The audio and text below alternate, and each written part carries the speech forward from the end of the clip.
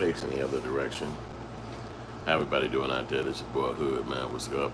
I'm just doing a weekly recap real quick. We got the boy Diddy going crazy.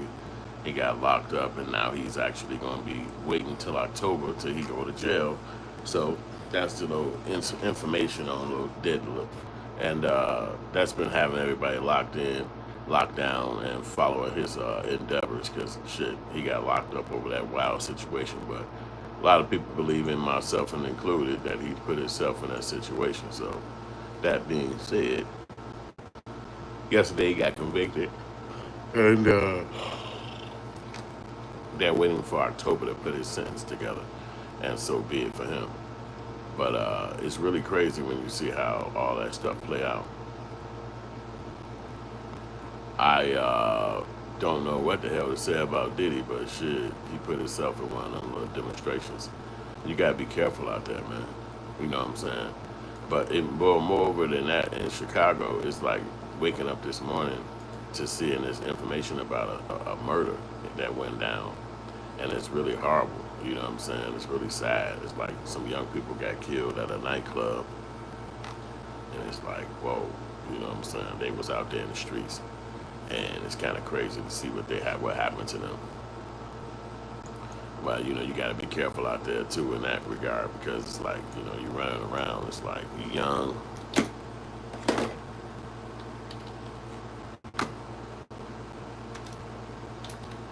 You don't know what the hell could happen to you out there.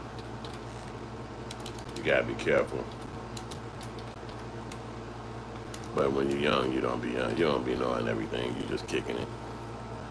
So that his little situation and shit, like they put themselves in some emotions out there. And all these people at the nightclub last night, and the people ride down on them and they shoot the whole thing up. It's like, whoa, it's crazy. Really wow. And it's like to see the people get shot like that. Chicago be crazy, man. And you know, we went to clubs and shit growing up, but I don't remember it being so violent and so scary. You know what I'm saying? Like it really go down. You know what I'm saying? Like somebody out there about to lose it.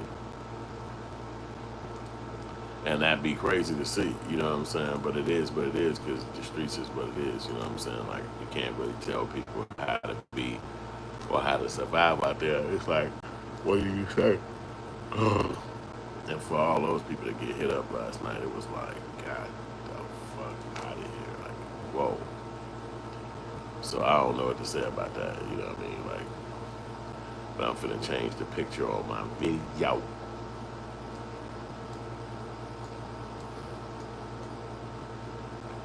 And make it more better for y'all, you know what I mean? But I do see the scenario that's going on in my little city. I didn't know that they was wilding like that. There's some young girl named Mellow Bucks. I'm not familiar with her music or none of that. I never even heard of her before. But, you know, she was out there kicking it. And some people came and shot up her club, her party. And it's really horrible.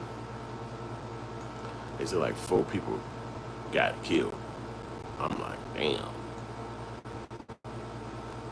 You know what I'm saying? But it's just the way, you know, the city and the world is, you know, and I'm sure she didn't expect that, you know what I'm saying? But that just by listening to the internet, they say she talk about, you know, horrible moments in the world, you know what I mean? She discusses that in her raps. So that's what they were saying. They probably think about the people came and shot our nightclub party up. And it's like, they said that people she actually know is actually the ones who got hurt. I'm like, damn. Recap. Why can't I get recap on this word? Yeah, that's fucked up too. It's like, damn, shawty. I know she didn't expect that. But you all heard about it, you know how it go if you're talking like that. You know, you could bring the wrong element to you. I mean, that's just karma. You gotta be careful how you talking and shit like that. You know, she young, so she couldn't see the results. You know, and then you see a lot of females trying to mimic dudes. You know what I mean? Just the way it work out. Like they see the man thing, you got the dyke thing, And a lot of younger girls, they probably was around their brothers and uncles and shit, and they be trying to mimic the men. But in a lot of ways, that's not good because you're gonna bring that to you, which is what men got to deal with, and most females not gonna be able to deal with that. You know what I'm saying? We know what it is as guys because you gotta deal with what you gotta deal with. But she couldn't probably see that shit because she a female and she thinking it was a little bit more sweeter, a little bit more chiller. You know what I mean? And it wasn't. She had to find out the hard way that it's really rough out there. You know what I'm saying? And if you provoke people and all this dumb shit, they can come back to you.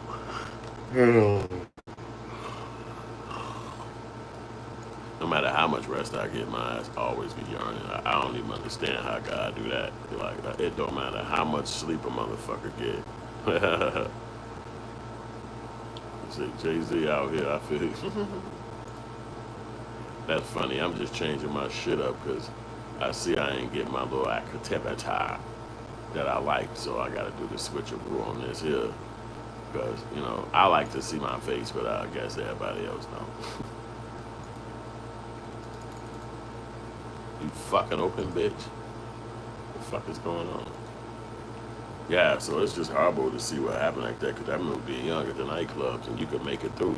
I never actually been to a nightclub that got shot up. It wasn't a thing when I was young.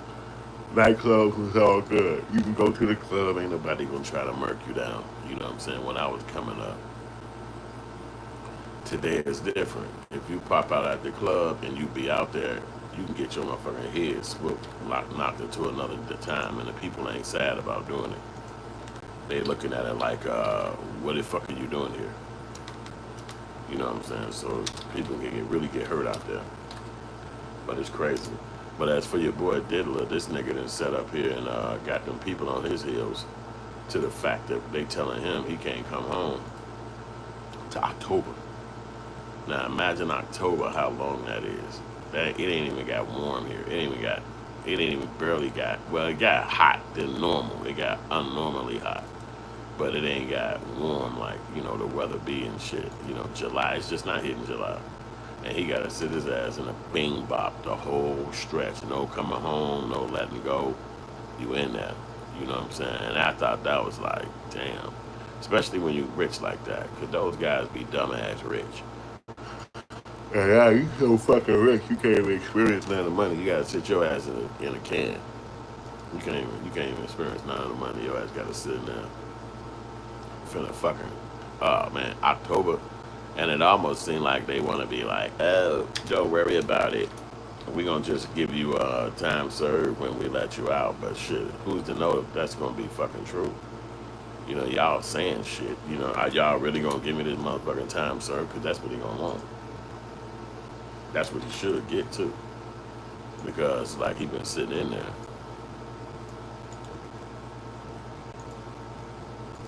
But are they going to do that for the boy? I don't know, man.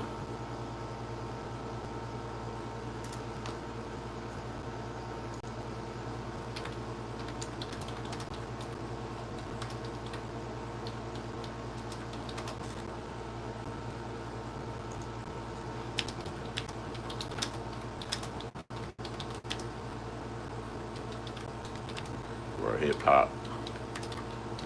I'm just putting some information on my little video so that when I hit this button right now, everything's switcheroo.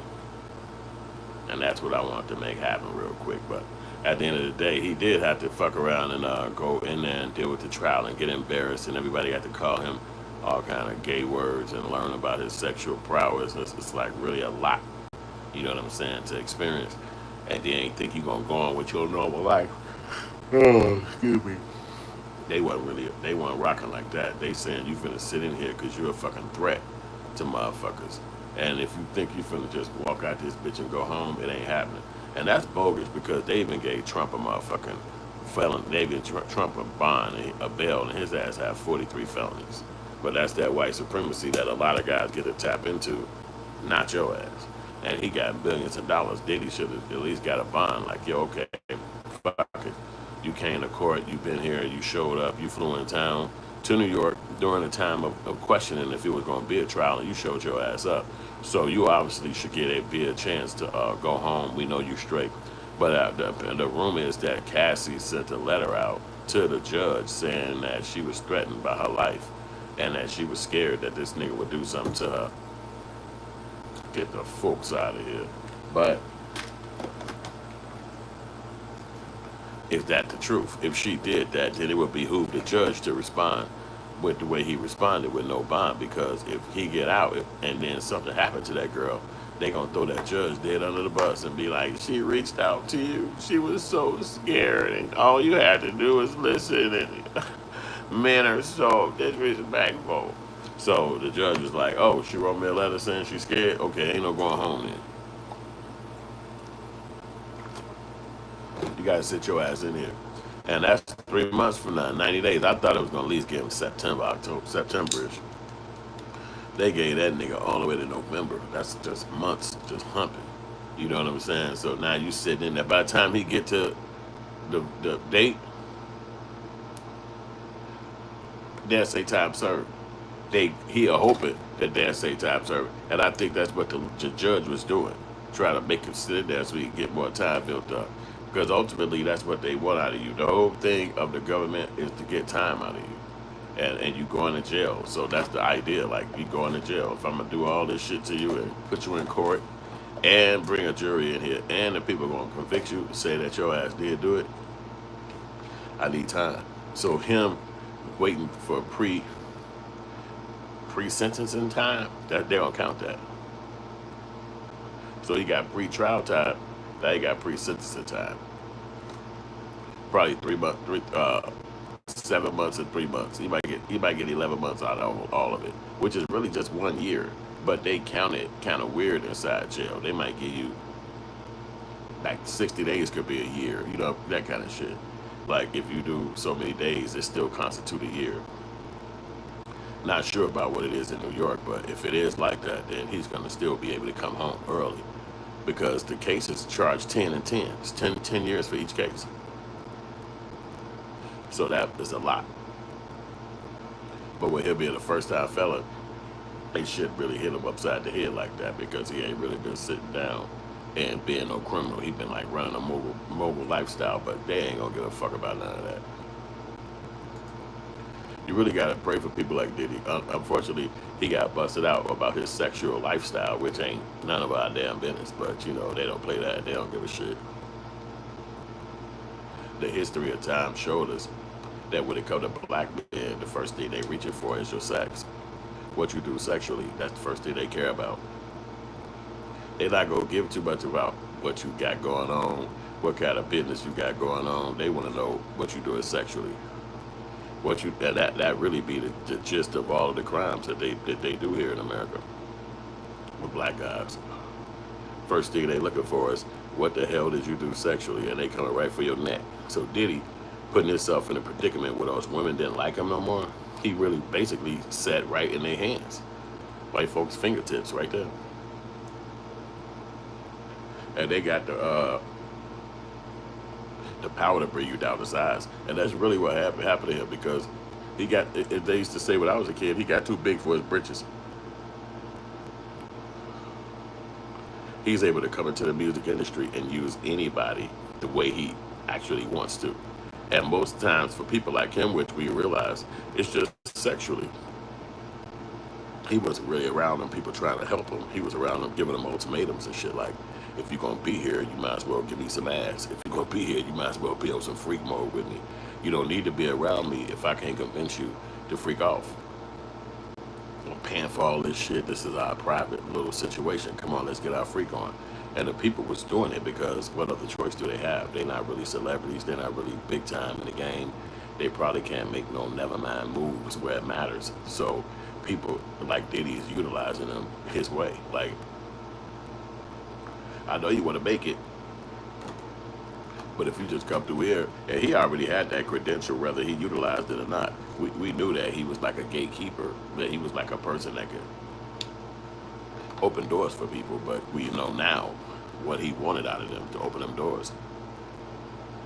and it's sinister and it's sick-minded, and it's not right. It's bogus. And as we all see, he had to meet his maker. He had to actually go face the music.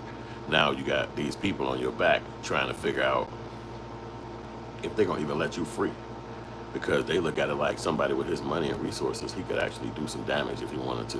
I don't think he that stupid, because he got kids and shit, and he would probably want to see his kids grow up and be, people. You know what I'm saying? He's probably not going to see his kids go down the drain while he have a vendetta with ex-girlfriends.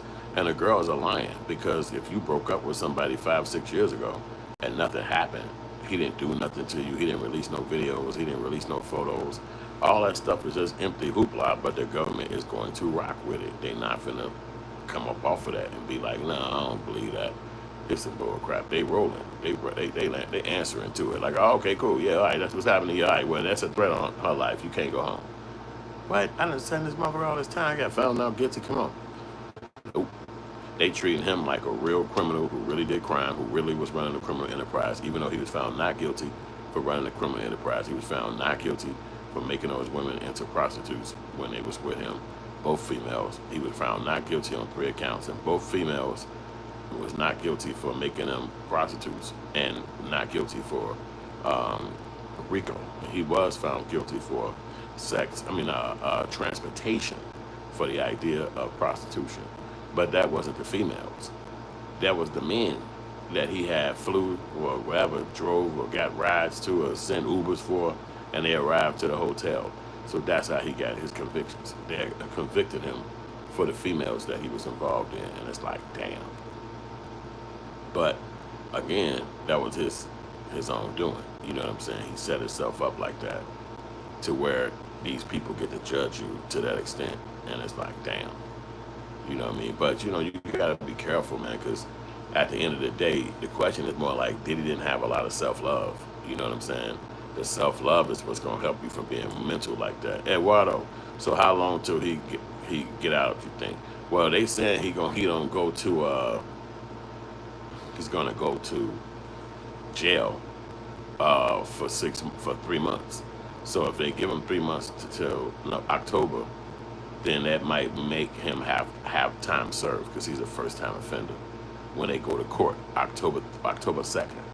So that might be time served when they go in there and give him a sentence. However, it's up to the judge. The judge is going to use the statutes, what the crime holds. The crime holds 10 years apiece. He got 2 counts. So he's facing 20 years, 10 years for each count. So they're not going to hit him upside the head like that, because that's the highest end of those counts, sentencing levels. And the prosecution said they want substantial time. So that means if he did 11 months, by the time he go back to court from September to October, that's 13 months. So that means he'll actually be able to, he went and did a year and some. And they numbers are so different in jail. That'd be like you serve half your sentence in a year. You know what I'm saying? They let people out of jail early all the time, and for whatever reasons. You know what I'm saying? And it's many reasons. But whether you're doing model behavior, maybe you teaching people reading shit or something like that. They let people out of jail off of your behavior while you in there. You ain't had no fights. You know what I'm saying? But they were saying that Diddy, when he first got locked up, he was using his homies' phone numbers. Like when you get to jail and you start meeting people, they be cool with you. They say he was using their numbers to call his victims and be like, yo, what the fuck you doing? Don't come to court. Wait, don't testify against me. So they be recording all that shit. So that's what they came to court saying, like, hey, he wasn't using his own thing, but he was using other inmates to call the witnesses. And then his lawyers was like, who the fuck don't do that? Anybody go to jail uses other people's phone numbers. So let's not make it seem like this nigga some weird dude for doing that. That's a practice that people utilize when they in jail. If they run out of minutes, they be like, let me use yours, and they call somebody. So that's not like he doing something so weird. However, the judge was like, that's enough for us to be like, you threatening witnesses, you could tamper with witnesses, so that means you cannot come home. And what I said, yep, the time you do before court usually doubles up if you acting good, right? So that's the mode. And if it double up, then he did 2 years, and he only facing 10. They could split both of them and left, hey, I did a year for that one and a year for that one. I mean, it's low-end convictions as well as what he was actually facing. A RICO is life in prison. So now you facing a jail time of less than 5 years. That's like he beat the feds in a lot of ways. He beat the feds a lot. Diddy is one of the first people in the world to beat the feds. I mean, especially at a crime level of what they was asking. Talking about RICO and life. But when the prosecution got actually in front of the courtroom, all she really had was a battered girlfriend. You know what I'm saying? Ha ha ha. And Water said he in there dancing. I would be. But you can't be too happy. Remember, this jail. You can't be the one because you beat the jail or you beat the feds that you in there happy and laughing because the people in there who got way more trouble in their court cases than you do, they going to be mad. They going to be like, hey, man, that nigga that been laughing and hanging out all weekend, man. Fuck him. I don't know what he laughing about. I got a double life. These motherfuckers, and he better pay for my lawyer if he think he going to make it up out of here with no stress. Because if he keeps smiling and dancing over there, I'm going to whoop his motherfucking ass. You know what I'm saying? Because there's people in that facing way more than you. This is why you got to be diplomatic. This is why you got to be able to hold your emotions. This is why you got to be able to be smart. Because now you in there with people who facing crimes. They ain't got no lawyers. They ain't been to court. Remember, you a rich motherfucker, so you had speedy trial. That means you hired the lawyers, you went to trial. You didn't fucking have to sit back, wait for the public defender to come visit you and then tell you, hey, I got a big caseload. I'll let you know what I'm thinking. I can't really go call none of them people. Give me their phone numbers. And then he barely calling their ass to see if he was telling the truth about your case. And you sitting in there like calling the people. Like, did he call you yet? You ain't heard from him yet. I'm still sitting in here, man. I know he said he busy, but damn, when he gonna call you? I gotta go to court in 2 days. So it's like that. By the time he call him, he get just taking notes. He ain't really could embody your information about what's going on. So when he go to court, he just reading off his note. Yeah, and it looks like yeah, it was he said he didn't do it. Like, what the fuck? He ain't giving you no real motherfucking defense. So those people who went there and fought for Diddy, they were multi-million-dollar lawyers, and they was in there with credential and our name recognition. Like, they were people who motherfuckers got a lot of recognition in the game already, beside being with Diddy. But I noticed that when the lawyers started talking after the court case, all of them sound like Diddy workers. Like they were like, this is all for Mr. Diddy, and we appreciate him. He is so smart. He is so intelligent. This guy, I appreciate him hiring me. Thank you for the chance, Mr. Diddy. I'm thinking like, what the fuck was he saying to them people when they was visiting him? This nigga was really giving them some pep talks. Like, I hired you because I think you one of the best lawyers in the world. I could have hired any lawyer in the world, but I chose you because I know you going to help me beat this damn case. And they sit in the room like, yes, yes, yes, yes, I am. I'm going to do it. And then they got a feeling like motherfucking basketball players finna go to the championship. Like, I don't give a damn what that motherfucking prosecution got. We on their heels. I'm doing this for Mr. Diddy. Because everybody was talking like that. They had a spoke afterwards, and they was like, thank you, Mr. Diddy. Thank you for the chance. He is so smart. This all is because Mr. Diddy. He put this whole team together. We would not know each other because of Mr. Diddy. I'm like, damn, what the fuck was he saying to these people? Because the lawyer's talking like this? But it's been 6 weeks. So when you got to keep talking to your client, and he a multi-billionaire mentality motherfucker, he in there making your ass feel like, yo, ain't nothing happen right here without you. You know what I'm saying? So you say all the money he gave them, yup, and their ass was thankful. Got that money, and they sitting back like, ain't nobody smarter in them. You know who's smart? Diddy. That's what's smart. Because imagine the money, 6 weeks. If you charging, let's just say you charging $500,000. Yeah, there you go. Somebody rang my damn phone. I don't know, but see, I think if I put it on airplane mode, it'll crash y'all. He too, so you can't do that. But anyway, yeah, so he feed them money, and it's smart because think about that. If you got $500 million, I'm sorry, $1 billion, and you facing life in prison, how much of that money would you be willing to spend to go free? Millions just to pick up the case and get started. Yup. Hell yeah, because think they got other clients, they got other workloads, they got other commitments. They got to put everything on the sideline and be like, I'm sorry, I can't work on your case right now. I got locked into this P. Diddy situation, and now everybody's shit stopped. So that means if another person was paying them, he can't pay them more than Diddy. So that means they got to cover. Or what if somebody be like, hey, you can't be my lawyer then. If you can't move forward right now, I got to get you off my case. And then she like, okay, well, I got to lose this case then. So Diddy, I lost $2 million on that last case that just walked away. I'm expecting to get $25 million off of you. And that is low money for him. He probably has 7 lawyers. Each lawyer want $20 million. Let's say each $5 million, whatever they was charging. He probably spent $100 million on that shit. And he had $50 million to bond out. So let's say the police said, we don't want your $50 million. He got 50 million that's sitting on the sideline just for lawyers. So even if he said, I ain't finna spend no honey, y'all gotta split this 50 million. How many lawyers is it? 7? Okay, y'all figure out how to split $50 million. That's what I'm doing. The main lawyer, like, I'm getting 10 off the top. Don't nobody come say shit about my 10. Now, whatever y'all gonna do with the 40, hey, 40 times 6, you do what y'all gotta do. Because he the main lawyer who didn't hire. So then the rest of the people, whoever work on the court, they gotta come under his shit. He's the main dude. So that's he ain't gonna pay them though. He ain't gonna cut them their check. He ain't got nothing to do with the payment. He just be like, if anything to talk about or deal with this case, I'm the head guy. You deal with that section. You deal with this area. You deal with, you talk when this come up. You speak on this. So it's like that. But he not paying them. Diddy is the dude writing it up. That's why I believe they were so happy to do this for him, because that's like shit. You could sit back and they ain't got to go to work no more. Like, man, fuck them last cases. I'm passing all these cases to my young lawyer. I'm finna sit back now. I just made $9 million. I just made $4 million straight easy. 6 weeks, $4 million. What's up? Who hitting that up? That's lawyer love. They got lawyer love out there. But I know he happy though.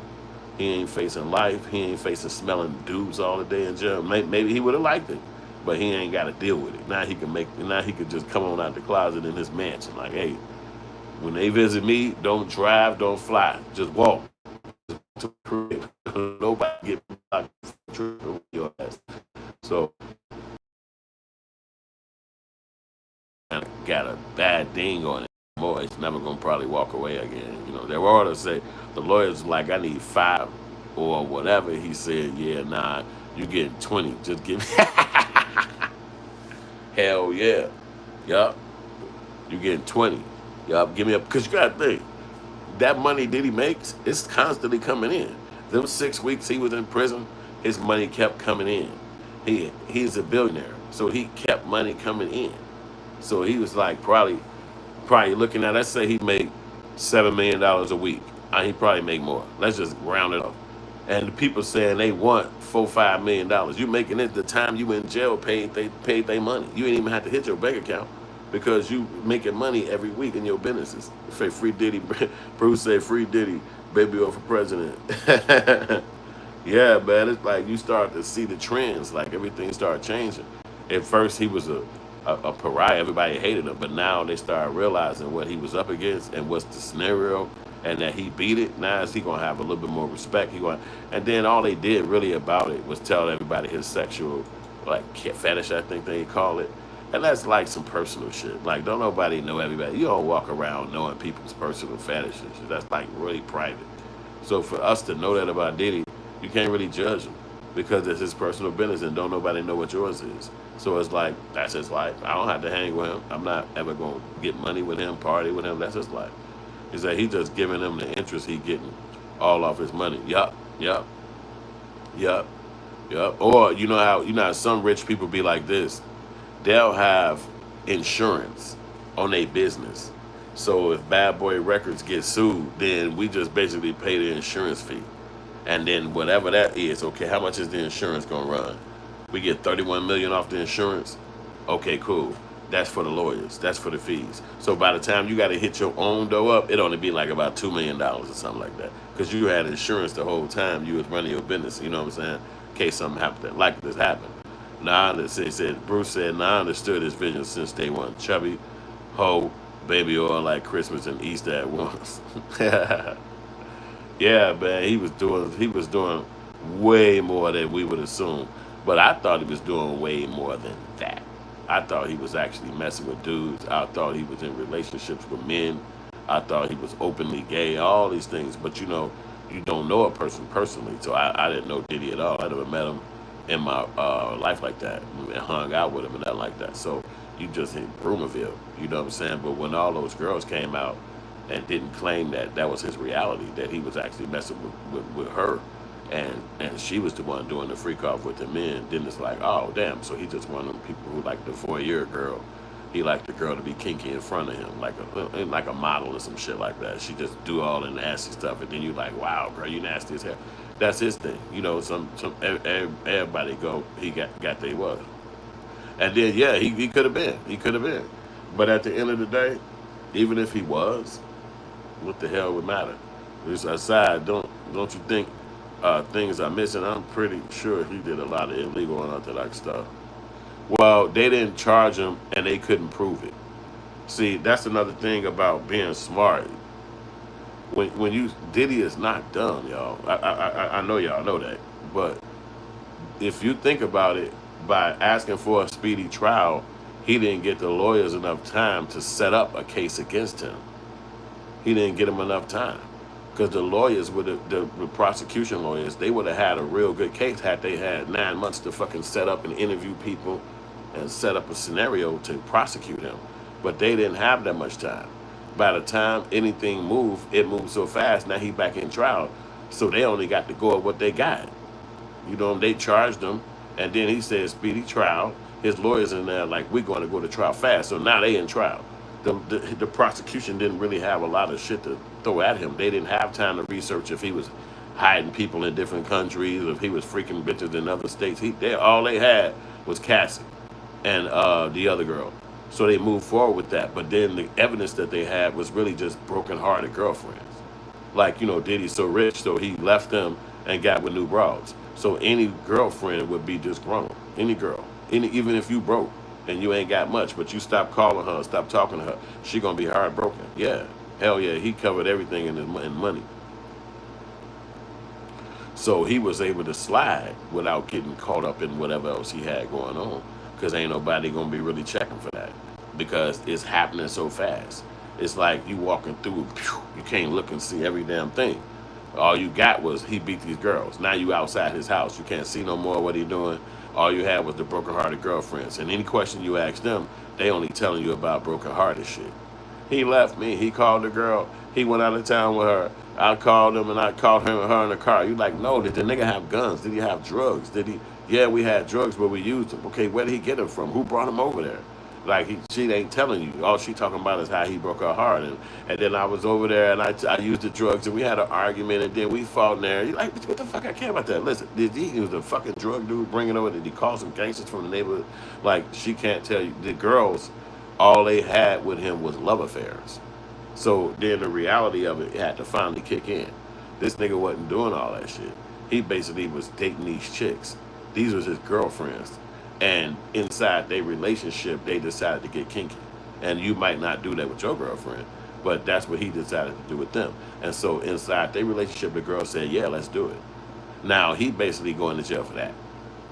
Convincing a girl to do some shit. Because ultimately, the girls went in there and said, I really didn't want to do it. I hated doing it. I don't know why I did that. And that's why he got locked up. Because they saying, damn, didn't she say she wanted to stop? But when they got to court, the girl couldn't prove that she wanted to stop. She just was saying it. You know how after the fact, she ain't dating him no more. Now she like, damn, I don't know why I did that. But at the time, she wasn't really saying, let's not do this. We should stop. You know what I mean? She wasn't really saying that. The relationship just broke up. Yep, it was all consensual. That's exactly what it was. It was like the girls was kind of involved. They was doing it too. But the people still was mad at Diddy because they looking at him and they saying, you're in power. You're the guy with the smarts. You're the guy with the money. You ain't thinking. Why, if you got all this money and this power, why would you want them to do all that shit? Like, why would you want this regular chick to do that? Like, this is what happens when regular people hear about your sexuality. Now, regular people, like, they not celebrities. They don't fucking care about music. They ain't never been in the damn studio. They don't even know who the hell R. Kelly, Jay-Z, and niggas is. They ain't listen to that shit. They just live their life. And so they regular humans. And so now they get to hear about you and what you do in the bedroom with the girl. And then here come another girl who claimed the same shit. So it's now, like, being confirmed. Like, so this dude really does do this with females. If he get a girl, he could make her do some kinky shit. Yeah, Steve O'Stoner, you know that shit is funny. So now he basically got locked up because he was able to pimp a bro, tell her what it is, and then she okay with it. But it really wasn't him pimping her. He had the money. He walking around with Fendi shit and with Birkin bags and all that shit that females want anyway. So they probably a sacrifice a little this, that, and the third, because look what you're getting. Like the one girl, he's paying her rent $10,000 a month. So that would make a lot of motherfuckers do some wild, wicked ass shit. $10,000 a month? Goddamn. That's like dumb ass money. And it's every month. Like, where the fuck this bitch live? How many fucking floors your crib is? Bitch, it's just one little you and a little fucking kid. But, I guess he was like, this 50 Cent baby mama, she used to live in right, so you could live over there, I pay for it. But that's dope ass money when you paying your own rent. You got helicopters, you got fucking boats. You paying the bill for them motherfuckers. You paying the bill for your own crib. Your kids got apartments because they young and 20-ish and 30-ish, and it's like, well, fuck, I pay y'all rent. How many rents this nigga? He probably pay $1 million in just in people helping people pay their bills.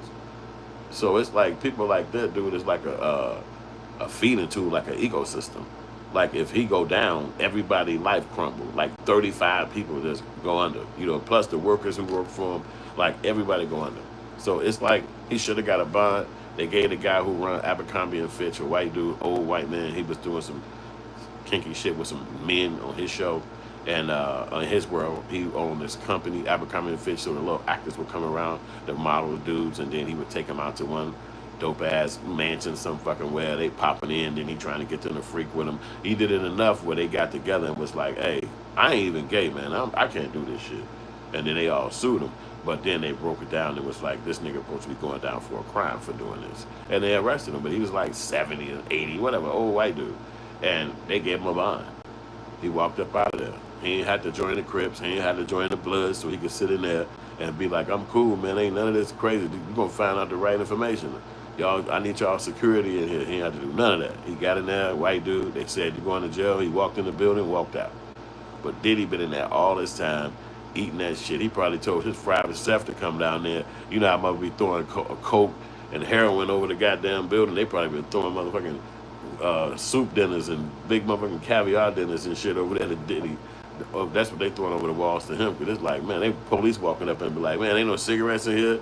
Ain't no coke or weed, man. It look like fried chicken and some goddamn macaroni in this motherfucker. Who keep throwing this shit over here? That nigga trying to get some bouginess in prison. So you know he can't wait to get out. Because again, like I said, he ain't going back. Yeah, he throwing some steaks over there. That's what they sending to him. That's what he telling them, like, I can't take this shit no more. If I eat any more of this jail fucking food, I'm used to my motherfucking private chef hooking up my breakfast. I was a vegan at night and a fucking carnivore in the morning. Like, nigga, I was living. You know what I'm saying? Now you in that motherfucker. That's why I'm like, you do not want to be going to jail. Hell yeah. He probably eating top ramen right now because, you know, they shut this damn kitchen down like 3 p.m. on your ass. Ain't no more dinner. Ain't no more. You been ate dinner in that motherfucker at 2:30. And the whole rest of the night ain't no food. You in this motherfucker like, oh my God. All you got in that bitch is chips, some fucking honey buns. Them motherfucker like, nah, hell no. Hey, go down there to Xinghua and give me some motherfucking hibachi. Send that shit. I'm gonna get it something for all the sheriffs so don't none of y'all say shit. All the sheriffs getting hibachi. Them motherfucker there like, I can't take it, man. It's that motherfucking the sauce. I need that fucking sauce on my shit. So it's like, he in that dying, starving. Like, I can't take it. I'm gonna fucking have a hunger strike in this bitch. But he don't even want no to go home. He just wants some real food. So that's why I say, you know, he can't wait because he was living up there. He was living on that lifestyle. And so to finally be able to get the hell up out of that stupid ass prison and get back to who you are and get back to your world, that shit gonna be worth that. Ain't no money can pay for that. Like, who got money like that? Ain't nobody can pay for this. This is what I want. I couldn't imagine it at that age. Because, you know, when you get older like that, you be stuck in your ways, boy. You be stuck in your ways. You like, you know, and remember, he was chilling a little bit because he went through the little situation with his baby mama. And then he started popping off just being around his kids a lot more. He wasn't running in the streets so heavy. But still, those old relationships was in the background. We didn't really know. We just heard old boy Gene Deal all on the internet dissing him. So, nah, he ain't free. He in that pop stoner. He in that, he gone. They set him down to October. So he can't go to court for his sentencing to October 3rd, October 2nd. So basically, he tried to get up out of it. He talked to them. He was asking them, man, let me go home. And they was like, nah, you a threat. And the rumor is, old girl, Cassie wrote a letter to the judge saying, don't let him out because my life will be in danger. Is that really happened? I don't know, but that's what the people been saying. So otherwise, they stuck him in there. He got to wait till his motherfucking court date, September, for his sentencing. And I believe that they doing that because they want to make sure he get time served. If they let him out fast, then he got to probably serve some time. And it's better for you anyway, because like I said, could you imagine going to the crib and you pop back in your room and your spot? This your spot, though. This ain't the whole mansion. This your little special room that you got for you. and you go in that motherfucker for the first time since you got locked up, and you realize the police did kicked your shit all around and knocked all your shit around in there, but the kids didn't go fix shit up because they ain't been going in there no way. They waiting for you to come home. Now you came home, you seeing all your shit fucked up, like, damn, man, they stupid ass came in my motherfucking room and there wasn't even shit in here. Dumb motherfuckers, man. Yeah, and then you come in your room and you tired, you want to be in your spot, but then as soon as you get to your spot cleaned up and you got your shit right, you understand? Bro say that's wild. She know she was there and she was hoping he got a lot of time. Hell yeah, she was. Yup, she was serious. But you know, she looking at it like you her op. You know how relationships get. You know when you become a girl op, boy, it's war. It's war. And you don't even be even in a war with the bitch, but she be warm with your ass. She be warm with you. So it's like ain't nothing you can do about it. It's like a woman scorn. She throwing hopefully he can get past this bitch. Because then it'll be over with. I gave you the money, you got me convicted, go on about your motherfucking business now.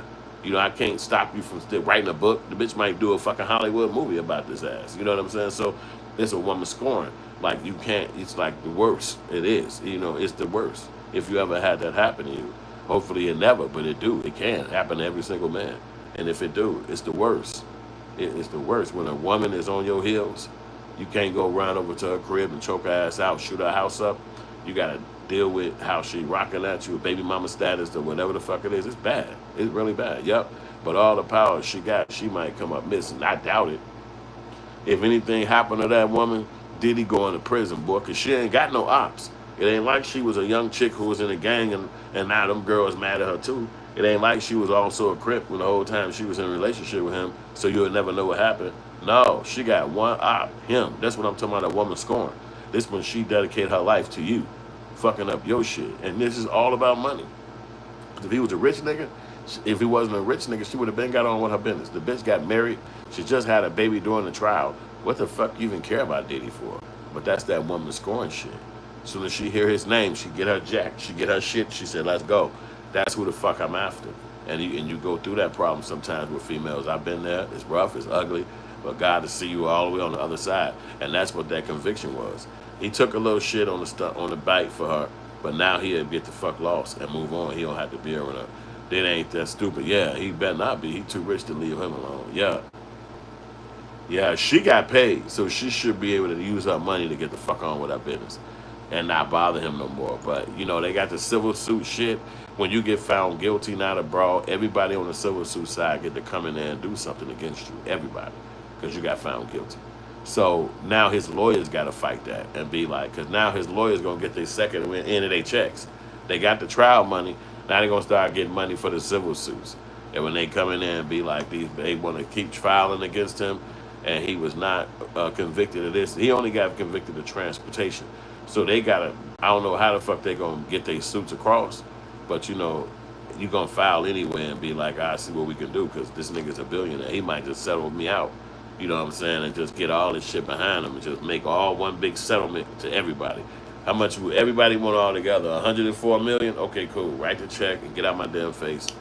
I'm done with the suits. Because if he had to go through each individual one is going to want mental anguish. Each individual one is going to want to go through suffering. They're going to want to go through penal damages or whatever the fuck that they can get, that they can legally get through that suing him civilly, not the where he's going right now. Yeah, 100 mils. Everybody going to want that. So that means Diddy going to have to be negotiating. His lawyer's going to have to be talking motherfuckers down. Like, I'll give you $100,000. You better get your ass out of here with that 100 million. We ain't giving you shit. And then it's like, well, we going to trial and we got to go fight. But that's when they got lawyers that's going to probably do it for pro bono because Diddy got to pay their lawyer fees too when they win. So it's really rough. This is the whole idea of being a millionaire, of being rich. A lot of people don't go through this. The people who own Goodyear tires, they don't go through this shit. The motherfuckers who own Popeyes, KFC, they don't go through this shit. If you own Toyota, if you own fucking Buick, you're not going through this shit.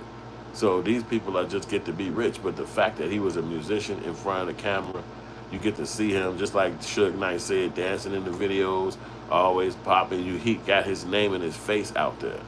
So now everything you accumulate can be taken down. Now, it's ways to fight that. Because if you got your business in a trust, if you got your business in other people's names and it's not rapping back to you, maybe he could maybe he could do it. But yeah, Stone said they trying to drain his wealth. Of course, that's it.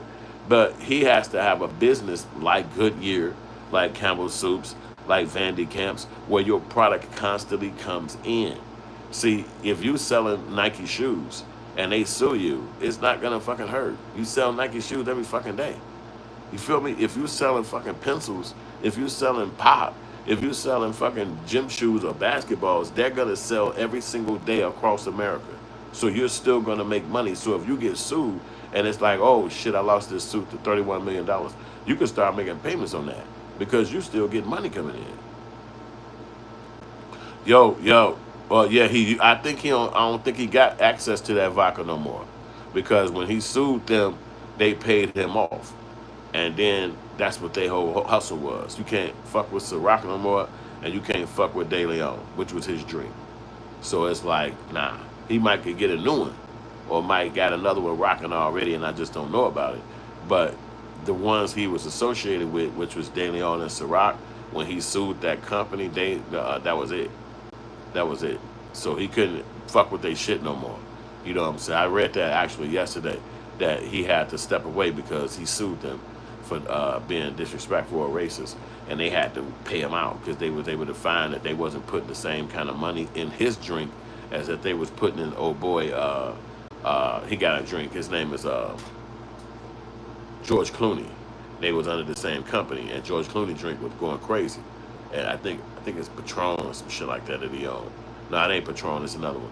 And I forgot the name of it. But he was saying that dude he wasn't getting the same amount of push. And when he was able to prove that in the court of law, he won, and they had to pay him. So now he going through the same shit that he put them through. But it's people he knew, security guards, girlfriends, drivers, the people who he had in this inner circle. Now all of them get to make decisions about Diddy life, and that's fucked up. Because I wouldn't want none of their ass making no decisions about my motherfucking life. No way. I'm sorry. That right there, you pushing too far. You cannot make decisions about my fucking life. No. That would be the one thing I would be. Casamigo. Yeah, that's it. Yup, that's it. It's Casamigo. I couldn't think of it because I ain't had that shit since I was down in the Ville with y'all. Shit, kicking it. That's the last time I had that shit. Yup. I remember it. Yup. I remember that. Yeah, when I was young, I used to be on all the fucking drinks, but I don't even fuck around like that no more. You know what I mean? But that is it, Casamigo, yo. And that's old boy George Clooney shit, which he got like $1 billion from it just off of pushing it. When they came up with it, the company wanted to buy that from them. They spent $1 billion to buy that from them. But they smart. When you open up a business, Diddy was in the right arena, but he fucked around and sued them for the way they was treating him. I don't think he saw today in his life what could ultimately happen. Like, motherfuckers try to get you locked up, bring your ass down to justice. He couldn't see that. You know what I'm saying? Hell yeah, we was sipping the dog shit out of it. I love that shit when I was fucking with that. But yeah, that nigga found a way to stop putting himself in a predicament when he was fucked up like that, because Diddy ass was getting paid for them, but he had to sue them. So that's it. That don't mean he ain't got another one, because he could also have another one. See, sometimes motherfuckers be making moves, it just ain't out like that. And then for somebody like Diddy, they know that whatever he touches is going to turn to gold. So he could also already be connected to some other some other company doing some things. But it's just like they got the bad media out there. See him, people like all those guys, Russell Simmons, Jay-Z, they use the media too. They're not just big moguls. They actually pay the media to put messages out there. And they want the messages to look positive in their regard. But when they take over, the media take over your name and start saying these people accusing you of things like that, that's supposed to really smash you over the head with badness. But technically, none of that matters. All that matters is the court of law. It don't matter what they accuse you of. It don't matter what they say on the news. All that matters when you walk in that courtroom, what those juries say about you. The news is nobody. The news is like, who cares? That's like high school babble. You know what I'm saying? You can not even give a damn what they talk about. Now they gonna run your name through the garnet because they trying to taint the jury to make sure you go down. But when they sit in those rooms and they know this themselves, they got that civil duty to sit there and read through those cases and understand it for what it really is. And most times they're gonna actually do that. They're not finna let you just walk in there and then they be like, yeah, fuck him. I saw this on Channel 5. They're not gonna do that. They gonna sit in that courtroom and be like, all right, let's read through this shit. This motherfucker really did this or what? And somebody at Diddy level, they really have to fucking read through it. Because it's going to be people who walk out of there and trick on their ass. Like Mr. Thompson didn't read through shit.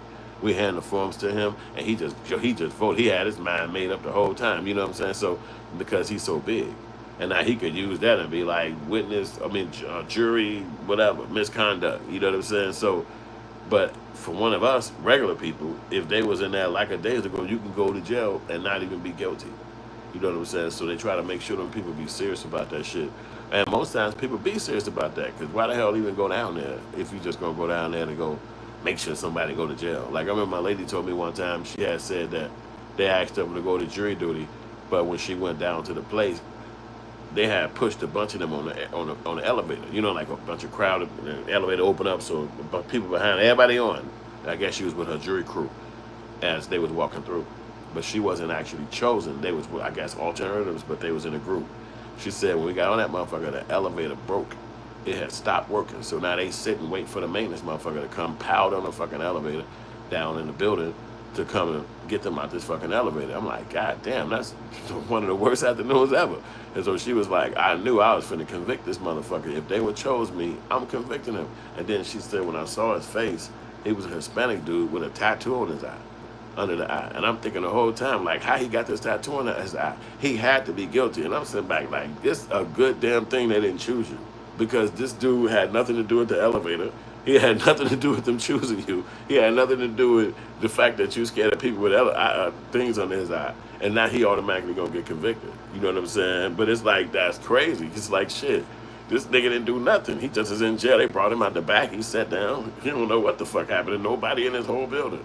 But the fact that you had a fucked up day meant that his ass was doomed. And I was like, she's like, they didn't choose me, but I had to stay down there at like 7 p.m. I'm like, ooh, shit, that'll make anybody mad.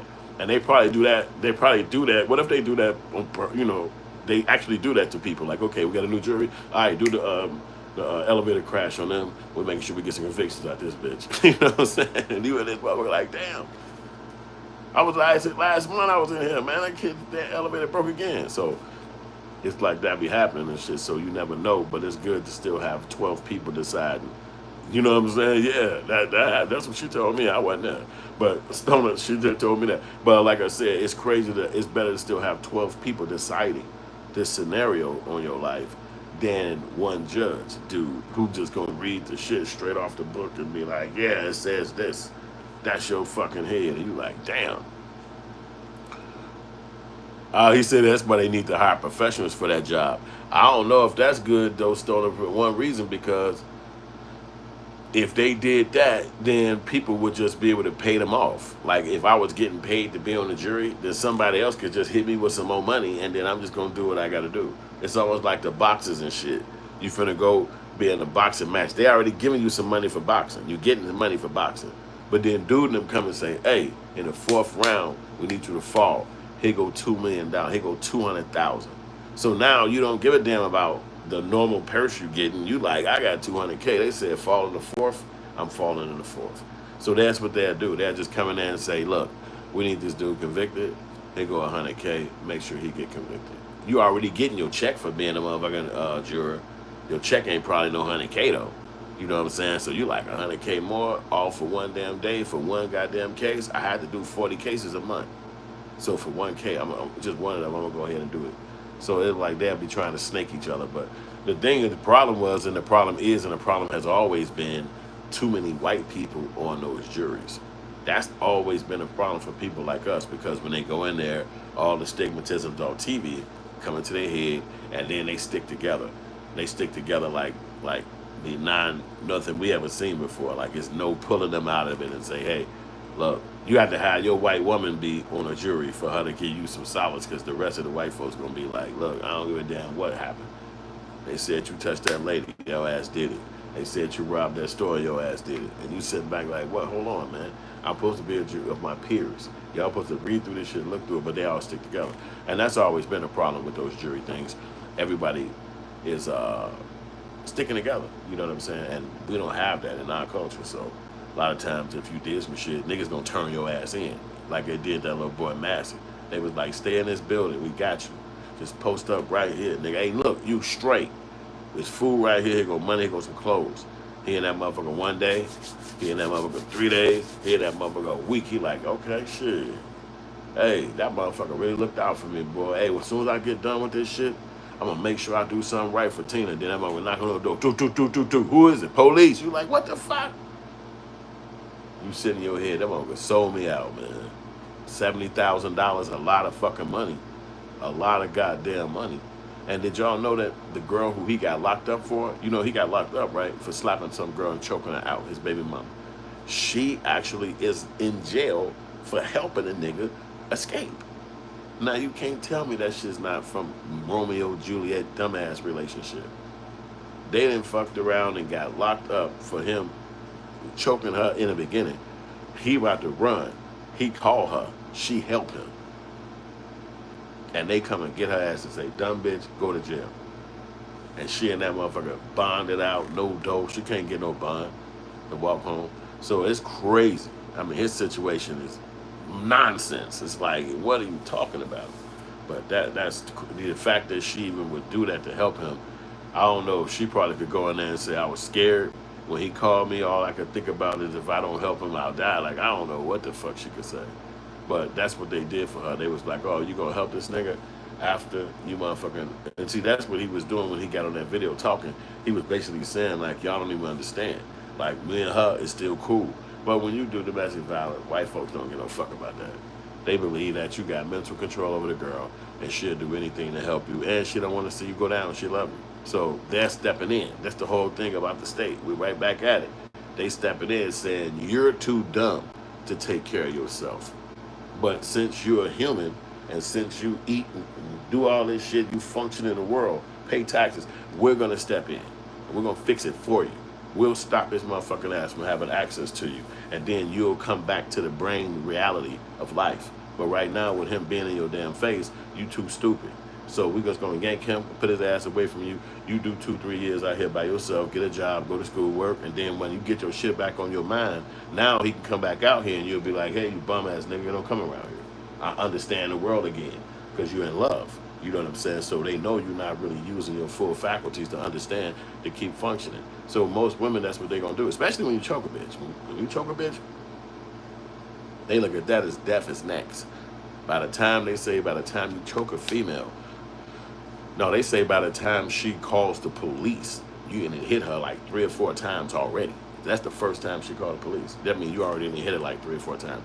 So that said by the time you choke her, that means you didn't hit her like 7 times. So that meant 7 times that she said, this, now you choking her now. It's like, they believe that right after you choke her, you're going to kill her.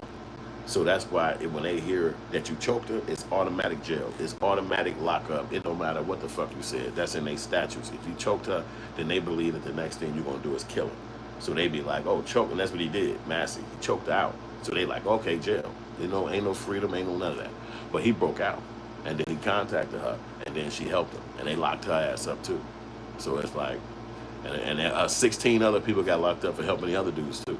And I even said to myself, how the fuck they locking these niggas up? It don't make sense. Because they tricking when they got their motherfucking ass back there and say, who helped you? Tina, Frank, and my granny. They not sitting back saying, man, I don't know nothing. Man, that motherfucker like it then. So she dropped me right there I was about a Goodyear shop, yeah. And I had walked down the rest of them. They tell them. The niggas getting locked back up and they like, what the fuck did you do? And they tell them. What else they got to do? They finna sit in jail anyway. They're not finna see none of them damn people. So it's almost like being a criminal and knowing a criminal makes you a criminal just by fucking company. Because another person got locked up helping those niggas break up because they was on the phone with them and they said, yeah, I hope you do make it. I hope you do get out. She didn't do shit. She didn't even see him. He called her phone. She answered that shit. She was like, what? You out? I hope you make it. They locked her up for that because they call that aiding and abetting. She didn't do shit. She didn't send him no money. She didn't pick him up, nothing. But they looking at it like you trying to help him. You mentally telling him to keep going. Like, yeah, baby, go. And you would think you would do that to your family, wouldn't you? You would do that. Like, yeah, motherfucker, fuck them. But they looking in Louisiana like if you did that under this situation, you locking your ass up. And it's like, damn, so you wasn't supposed to answer the phone? What the fuck are you supposed to do? So these motherfuckers then basically put themselves in some motherfucking real fucked up situations, and white folks ain't sitting around chilling. They ain't sitting around chilling. Yup. I appreciate you too, Otto. Yup, it's been an hour. I've been posting on here talking. You know what I'm saying? The streaming game is the new game, and that's what you got to do in order to build up all of this YouTube stuff, the monetization status, the building up the algorithm. All over the levels of this internet is about constantly smoking them and being back on it and jumping back on it. And even if you don't want to, and you be like, man, I'm tired of this shit, man. You still got to do it. Cause this morning I couldn't even. I was so groggy I couldn't even. I'm like, damn, how the fuck do people do this shit every day? You know what I'm saying? But you do it, you know what I'm saying? Because y'all here to listen to me and talk to me and kick it with me, and that give me incentive. That give me incentive right there, you know what I'm saying? And as things build up, you just start building with a relationship with folks. And then we all know what's going on with the Diddy situation, so it's kind of like a little bit more knowledge being heard, you know what I'm saying? I said, you can say white folks gangbanging, fuck chillin'. Yeah, you right, dog. Yeah, we can't let up off the hills. We gotta always be willing and ready to pop out here and talk our shit, man. And I agree with you on that. Ain't no sitting back, ain't no chilling. You know what I'm saying? Because really, in a lot of ways, I believe that this is the way the world is going. Because we all had to listen to them tell us what the world was like when I was young on TV. Man, that shit's locked in my brain. It's almost like programming. Everything they stupid ass was saying. You know, the newscasters, like everything. You just listen to fucking TV and news about movies, media, and then you don't have a voice. And then you looking at some of the stupid shit or some of the people acting the way they act because of what they heard and seen on TV, and you like, damn, man, you pretty brainwashed, motherfucker. Fuck what they talking about. Think for yourself or whatever. So having your own voice, having your own podcast, having your own conversation, that shit's so important because just by having it, you're telling other people to shut up. Not the people who you want to hear from, but the people who talking dumb shit. You telling them shut up. I already know what the fuck going on. I watched it the same way you did. I understand the knowledge. I could comprehend. Why do I need you to tell me? Because you on some white people network clicking around with a check because they paid you or hired you. That means your message is going to be tainted because you got to live within a parameter that I don't even live within. You know what I'm saying? I don't even have those same lockdown psychological problems because white people walk in the room or white people got something to say about something weak. I think for myself, and I always have. And you're going to lose a lot of black friends from thinking like that because they believe, uh-oh, when white people come, you better straighten your ass up. And that's just okay. You know, that's okay. It's okay. It's part of the game. You know, you're going to lose those people. And say la vie if you ask me. I don't give a damn. Because I like the original idea of me being me and producing my way. So I do fuck with Big P. Diddy. I'm going to always be a fan of the guy because they already entrenched that into our brains from when way earlier on before he was actually going to be successful to this level. They was already making a note that we should liking this guy. He's a dope person on the music side. And even when we heard the people who knew him back then talking about how he stole a record money, how he put his name on a record instead of their names when they was producers, and all this maniacal shit that he was doing to them, it made us think like, damn. But I would always think to myself, well, oh shit, all the motherfuckers do that, don't they? Because how the fuck he learn that? And a whole bunch of white people that do that every day. Like, why they bugging out on Diddy like he the motherfucking first person who ever had a record company? He only learned from them, and that's how you supposed to do it. Like, you get the guy to make the fucking beat, and then when it's time to sign the shit, you throw your name on that motherfucker too. Like, what the fuck? I don't understand. This is the game. It's a part of the game. The way you beat out this situation is you don't let Diddy hire you. You don't let nobody hire you. You make your own shit, and then you know when you sign the form, you did it your damn self. But if they jump into the game like that and they believe that that's the way to rock, then that's how it goes down, and it's just unfortunate. But then now, 30 years into the future, they really throwing rocks because you got the internet here, and the music is not really so much rolling no more. And then Diddy was giving back to some of these people they had partial ownership of their stuff, and then it was like they was feeling like it don't got no meaning to it no more. But I remember Diddy said something a long time ago. I felt like he coined it. Y'all probably heard this before he said it. But he said, you got the same 24 hours. And I look at that and I say, well, damn, if you was around Diddy and he able you to get money or able you to get record deals, why did you sit around waiting for him to do something else? You could have fucked around and did some more shit on your own. But y'all sitting around just trying to wait for him to catapult you and put you on the next level. And then if he don't do that, then he ain't shit. You've been in the mix in the industry all these years, and Diddy the only one that could help your motherfucking ass make it. So you never really heard from people no more. But when the internet came around, now they don't like Diddy, they hate him. So it's like, I don't know Diddy to be defending him or nothing like that. I don't know. That's their friendship, that's their relationship.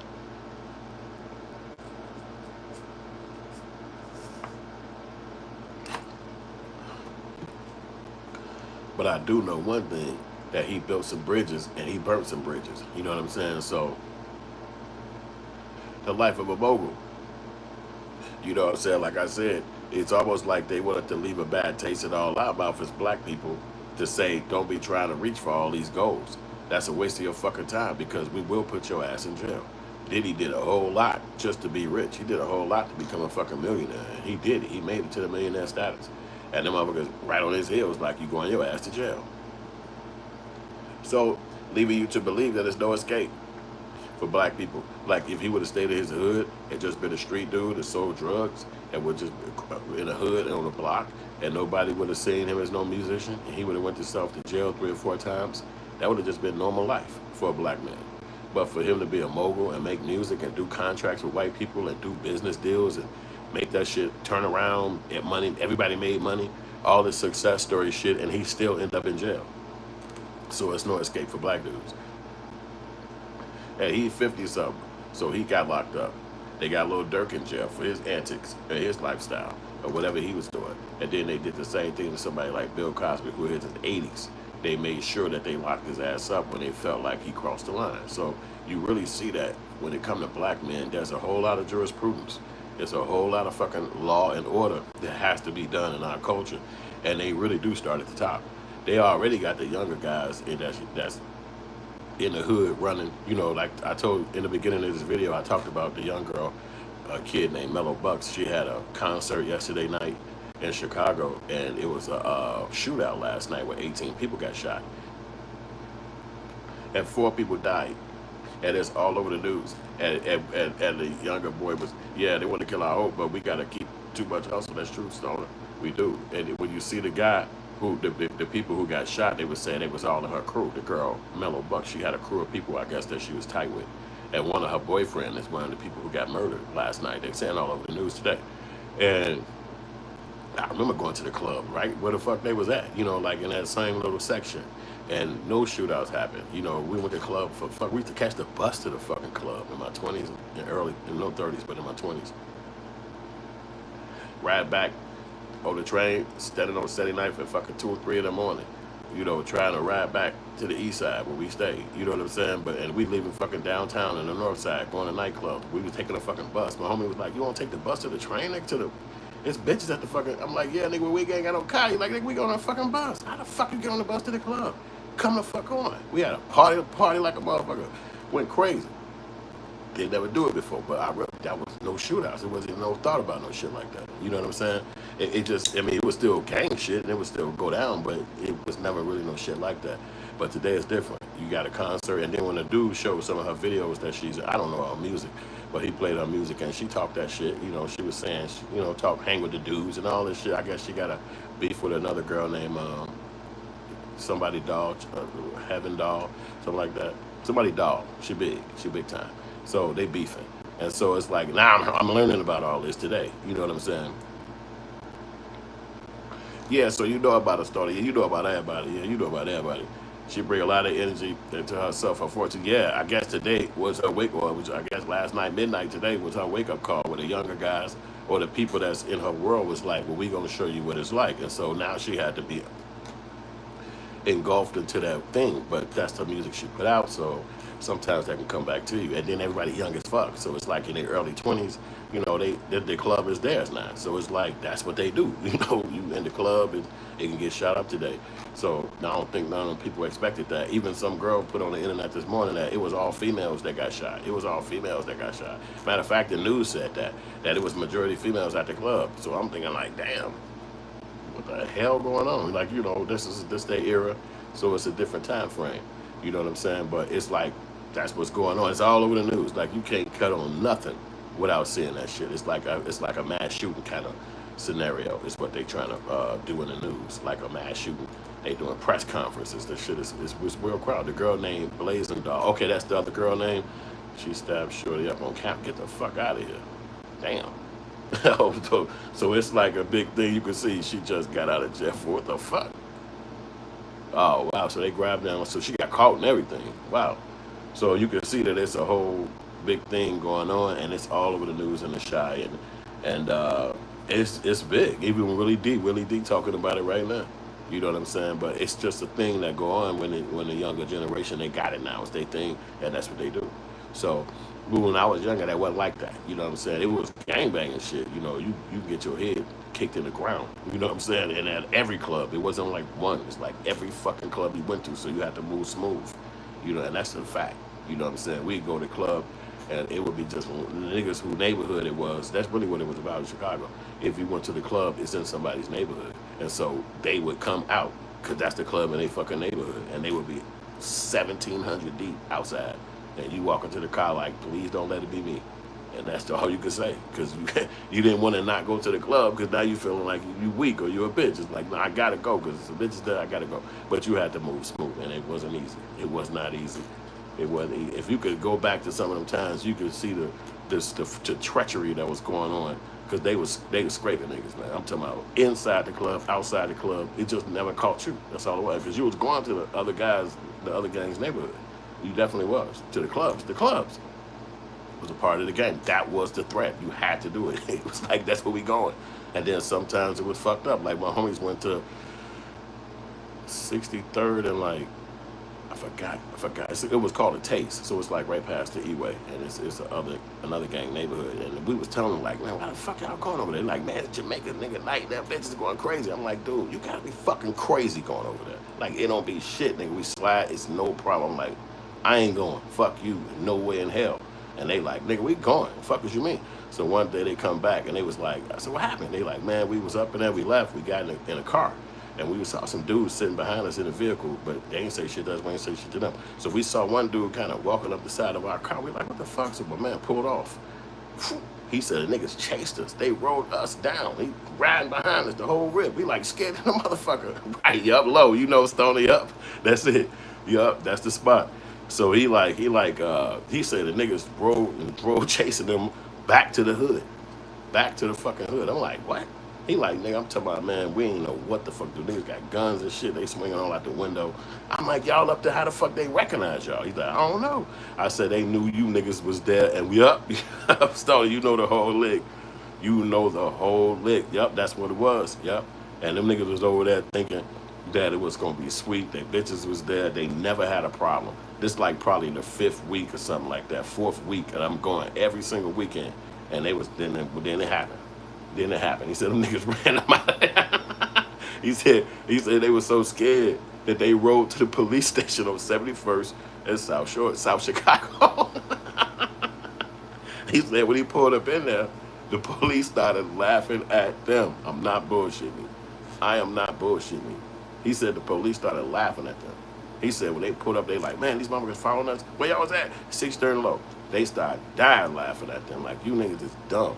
The fuck, get out. Get the fuck out of here. Set them on their way. I was like, what? They ain't do shit. They ain't helped y'all. He's like, nothing. He said the niggas kept going. They drove them all the way down to the police station and kept going. And he was like, they went in that motherfucker and went to the police. Police told them, get the fuck out of our face. I was like, God damn. You can't go. It's like that. Even when you go to the clubs, and when I was young, you go to the different neighborhoods, and it could go down. It could go down. It could go down. My other homie, this on the north side, he said he went to the club. He had just bought a car. Old school car. This is not a new car. It's like a Ford, Chevy, some shit like that. This is where people drove. But he was able to afford one. We was happy for him, right? Put the beats in the car. But he ain't even swooped it up yet, but he ain't had one. So my homie was a DJ. So they go up north to party. He tired. He want to go lay down in his new car, right? It ain't a new car, but it's his car. So he go lay down. He said they wasn't like the gang from my neighborhood. They was another gang, but we was homies off the DJ shit. So he said he went to this car. And some dudes was like in a gangway. A gangway is like in between two houses. Like he said, like 8 or 9 dudes like in a gangway. It seemed like they was going to the back of the house. He said when he was getting in the car, he got in the back of the car to lay down because he was tired. So he said they said to him like, "Hey, what up, GD?" Whatever he said, and he threw his hand up to them like, "Yeah, all right, whatever." And he got in the car, laid down. He said within about 5 minutes, somebody opened that door. He ain't locked the door. He pulled him out the back of the car, beat the fucking brakes off him. Took his motherfucking car and sent him on his way. He had to go walk back in the club, scratched up, beat up. Everybody like, what the fuck happened? He's like, man, they took the car, they beat the shit out of me. They parked around the corner. You know how the club be on the main street, but they just parked around the corner. You know, like I guess it's like a neighborhood area. And shit, them niggas is out there. This they hood. This they neighborhood. You rolled up to their hood, jumped out your car normal. It's not like that. Chicago is not like that. When you pull your car up, you in somebody else's neighborhood, you need to know where the fuck you at. And he didn't know. He up north thinking like, oh yeah, the party up there, that's where the club. Yeah, all right. And the motherfucker was like, yeah, what up, nigga? He like, what up? And he like, what? What the fuck? He threw the sign back. Man, we on his head. Because what they would do is they would throw the other gang sign up. And if you would acknowledge that, that's your ass. And that's all they did to him. He didn't know. He just probably didn't hear it right. But you didn't know them. And he acknowledged them. And they came and yanked his ass. Like, I took his car, whooped his ass. I was like, nigga, what the fuck? And it just happened like that. This was Chicago back then. So it was no news and none of that shit for them scenarios. But obviously, shooting up a club that happened at that extent, 18 people shot, I was like blown. I mean, you wake up this morning, that shit's all over the news. It's like, what the fuck? So I get to learn about the kid named Mellow Bucks and stuff like that. I never heard of her at my age, but I'm sure she's famous and I'm sure she got money and rich, because none of this probably would happen if she was broke and just was a nobody. But she probably got money and she's probably rich. And this the type of scenarios that kick off. So, you know, the police talking about the club that they was at had a shootout a year or two ago in 2022. And they just switched the name. They changed the name. They opened it back up and they switched the name. So now they back in the same line. Like, you know, they finna be like, you shutting this shit down. You shutting this down. They know this club is over with. So that's gonna probably be a closed spot. They ain't gonna open that spot no more. Because motherfuckers going there and they sending it up. And when you see where the club is, it's kind of tucked away. It's on Lake Street, which is kind of tucked away. It's like not in the main hub of downtown. It is in the main hub of downtown, but it's on like the line before you will be leaving, going to the north side. So people go over there to tuck away and have fun, drunk, and wow. It's like a chill little spot, but hey, it can go down. They said a van pulled up and 3 dudes started shooting out of a van, or 3 people. I don't know if it was dudes. And I was like, damn. So, you know what I'm saying? I'm thinking about going to the club at my age. You bet you can't even run. They'll trample your fucking ass, stampede your ass out there. It's crazy, man. But rest in peace to them youngsters, man. But, you know, back on Diddy, man. He got caught up in some shit like that, too, back in the, like, 92 or 1992, Diddy did. He had a concert at a high school, and it was, like, one of his first shows. This when he was doing promotions. He wasn't rapping. He didn't have no rappers either, but we knew about him in the hip-hop world. And he had a concert with Heavy D. Him and Heavy D from the same neighborhood in Mount Vernon. And so they did a concert at a high school, and it was a stampede. That's why I'm mentioning that, because I said stampede. It was a stampede at the show, and some girl got crushed, and she died, and it was all over the news. It was real bad. This one Diddy, he went through the same shit he going through right now. All of this news was about him, and it was all about this guy who did a promotion, Sean Combs. They was talking about he dropped out of that college, Howard University. They was throwing his ass in the news so bad, it was crazy. So he had went through this kind of shit before, but that was way back then. And there was no real videos of him like interviewing like it is today. You know what I'm saying? So, but that was news. And then he moved on from that scenario.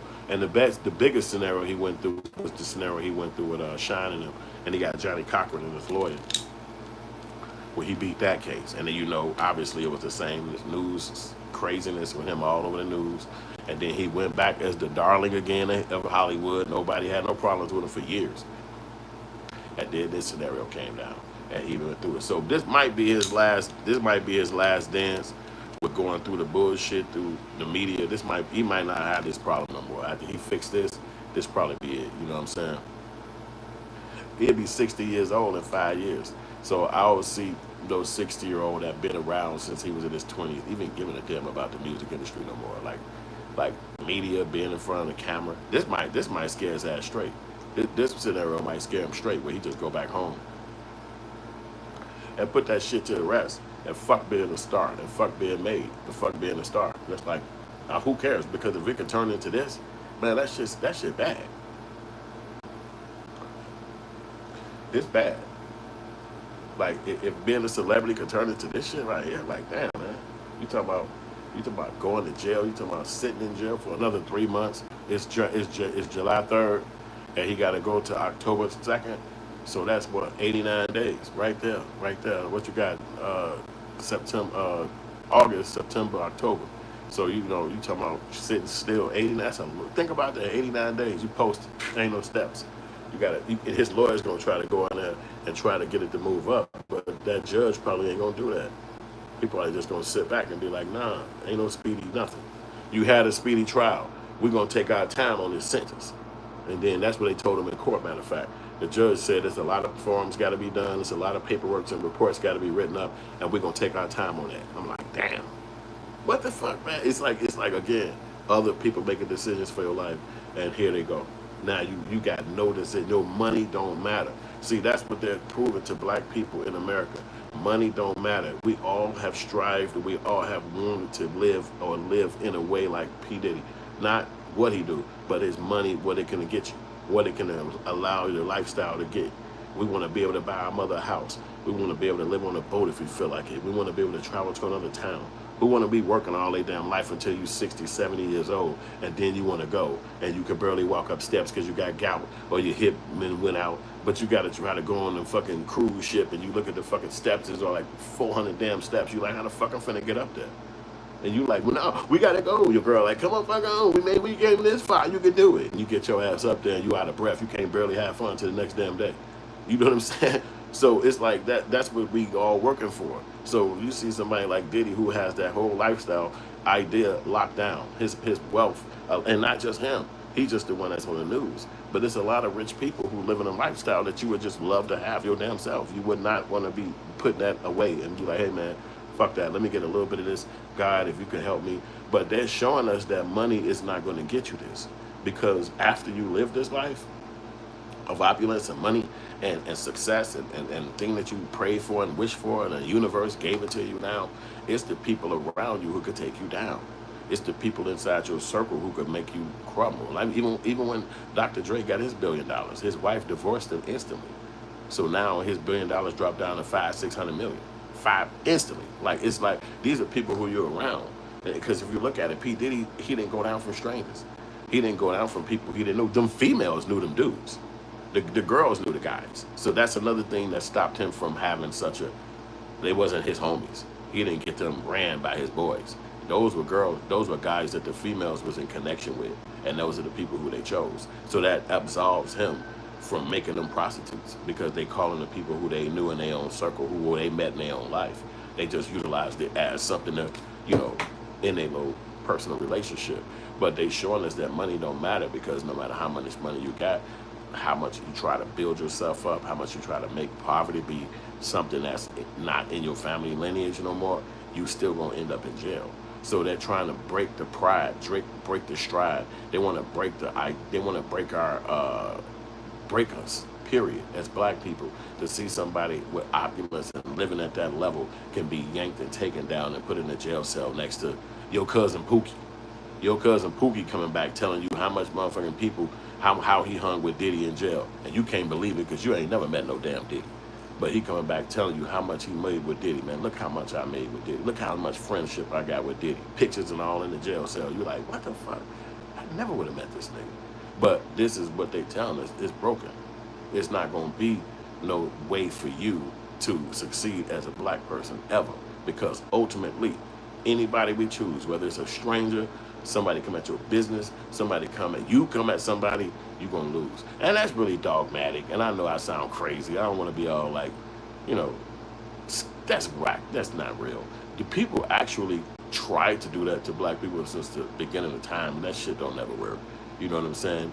You can't look at Diddy as a beacon of the black race because, again, he had the money to build so much more things than just a freak off history. You know what I'm saying? Now, if he was making some documentary or dealing with some kind of doctor psychology behind females and why they get freaky, then it's a different thing. But he just was having fun because nobody was able to stop him. Nobody could get in his mix and be like, hey, like a big parent or an OG and be like, hey, what the fuck you doing, man? Slow down with all that shit. Nobody could tell him that. He was free and rich. He could do whatever he wanted to do indefinitely. It was no end. And there's other guys and people like that that's that rich that can't nobody stop them from doing nothing. They will be able to do whatever the fuck they do because they can afford it forevermore. And it can affect people negatively or not. It's like, I'm rich. So if it's affecting you negatively, don't come around me because this is what I like. And so he didn't utilize his money, I don't think, to do something or more positive than just freaking those whack chicks, because they, to me, was whack. They wasn't even something to even put your whole life on the line for. But I don't think he saw it coming down that pipeline like that, the way it was going to be somebody saying that his life was, that he had to go to jail for meeting them chicks and being with them. I don't think he saw that being his future. But that was his damn future. And now he's sitting in jail right now trying to figure, because this only day one. See, this is almost like a new beginning. He was already locked up during the trial. So now the trial is over. It's like you're literally going to be sitting in the damn building for 89 fucking days. Now you start jail time because there's no more court dates. And if he do go to court, they said he might go to court for a status hearing on August 9th. So that meant what? Oh, no, I'm talking about July 9th. So that's a little more than 30 days. So, okay, bet. Get me out of jail so I can come here.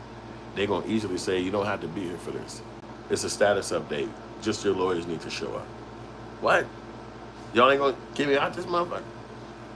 So what they try to do is they let the family members go in there, and then they give you visits, and the visits allow you to be outside your jail cell big time hours, 4-hour blocks, 2-3-hour blocks. And he got a large amount of family, and he could put everybody up in a hotel in the town so that can keep him out of cell. Then he got a bunch of lawyers, so each one of his lawyers could rotate through the week to keep him out of cell. But how is that? Is that going to work continually for 90 days? Or you might just sit in there and be like, man, that's it, man. Don't come no more. I'm going to go ahead and just sit in here. You know, your mind just be like, I'm done. I don't want to keep having to go outside my cell and talk to people, and then they leave and shit. Then it's like I'm stuck in here. Like, you know, just y'all don't come.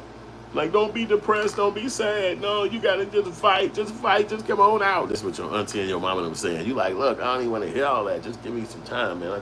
You don't need to do that. Just come on out here. We're going to talk to you. We brought your stuff. And hearing that like, ah, shit. But you got to try to keep some hope. Because, again, old girl I would be thinking this the whole time. Old girl got $30 million, and I wrote the check, and I actually signed it.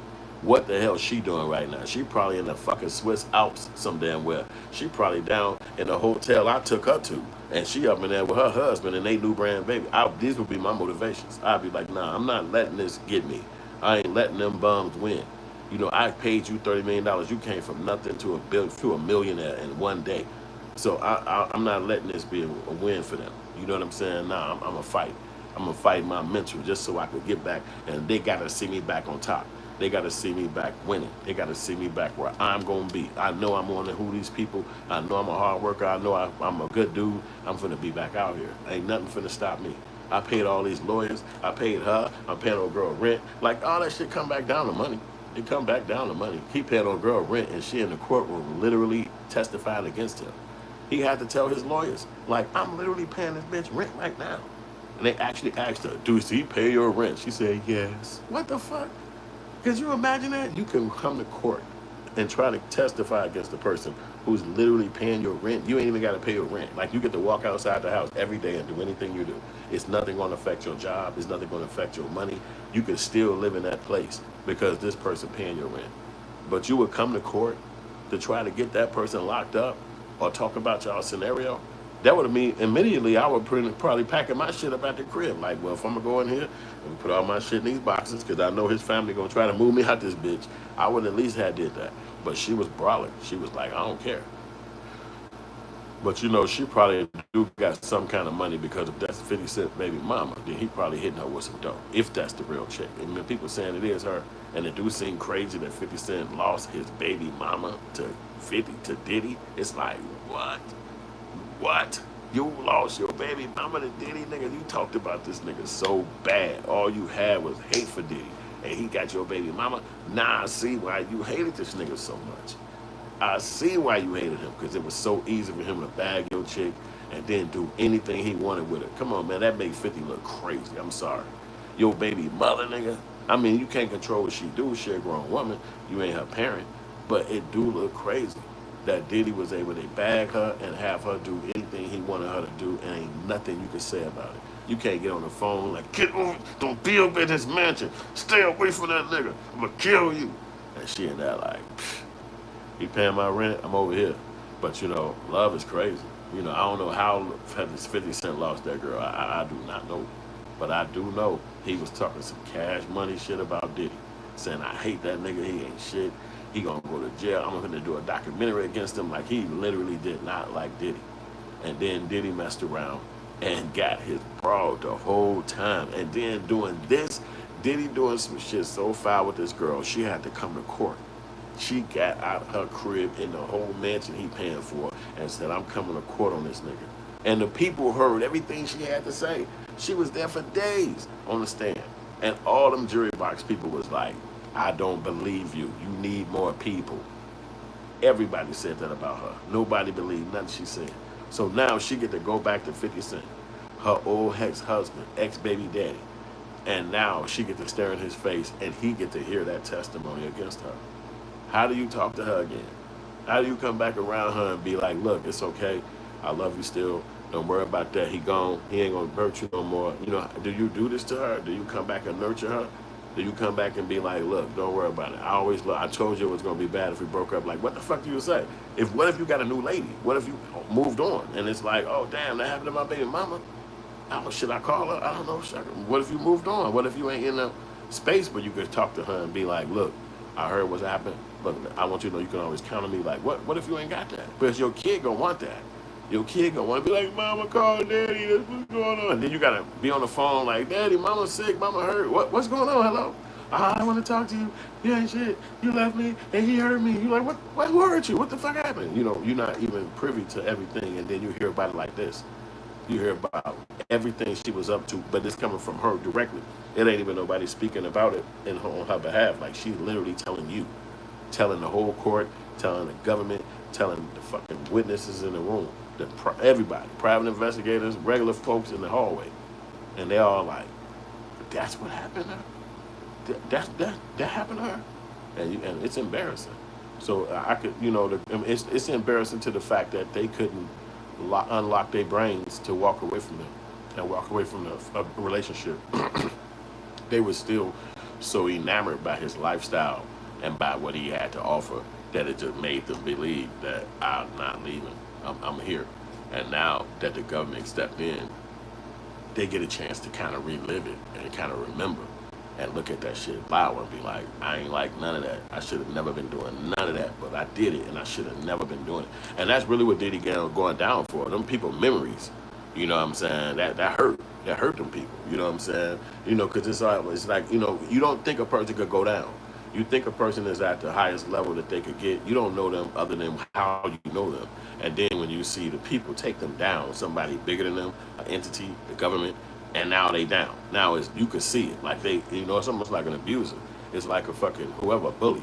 And now they stuck. He in handcuffs. He can't speak when he want to. You could smack him upside the head and he got to sit right there and take it. You know what I'm saying? So now she gonna sit there and throw the bricks at him and say, look, this is what he actually was up to. This is what he was really doing. And then they didn't seem too victim-y, but they still took their time to throw him under the bus for his antics. And that was the win. It didn't matter if they got money. It didn't matter if they win those suits. They wanted to see somebody who they only knew him for being at the top. They only knew him for being the man, the big guy, the one who make all the decisions. That's the only way they know him. And so now they was able to parlay that knowledge about him into sitting him right there and got to take it. And they was able to say anything they want to say about him. And so now, even if he was the best friend or the guy who threw the party, he was the life of the party, they could color him like he is a pariah, he's a demon, he was sick, he was mentally handicapped, and all he had really was his lawyers, because everybody listening in to them people are going to believe what they're saying, because we don't know him. You know what I'm saying? These people be private. They work for white people, get checks, and they go hide themselves in the fucking hills. We don't see them. They don't come to the hood and really be around you like that where you can have a conversation with them. So we only believe what they say. So if they said you did this, you did it.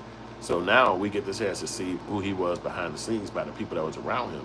And by all accounts, this nigga was wicked, mentally handicapped, beat a bitch ass. Like he wasn't mentally strong.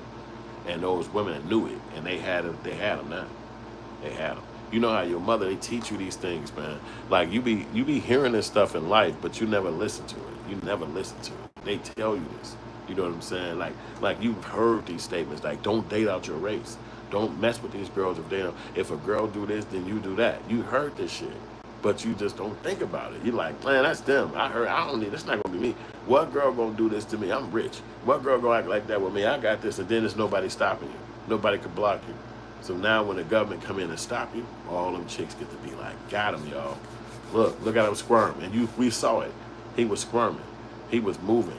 He was wiggling. He trying to get his back on his feet, but they got him now. They got him. They got him. That's why she was able to write a letter, if that's what really happened allegedly, and say, yo, He's a threat.